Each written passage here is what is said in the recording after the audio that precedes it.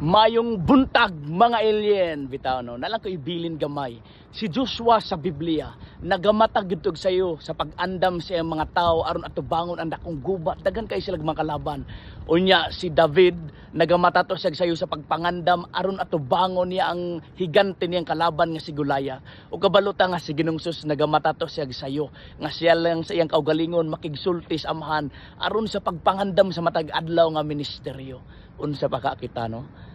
Kung sila nagamatag sa iyo, kita na baka. Kung si Ginoo nagamatag sa iyo, ang gamahanan, unsa na baka kita nga magampo ngadto si Ginoo.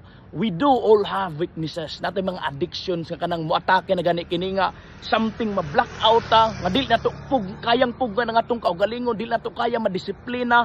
Usahay magud magsaligtas sa atong kaugalingon sa punto nga kanang bitang wala tay ampo-ampo, magabi, buntag.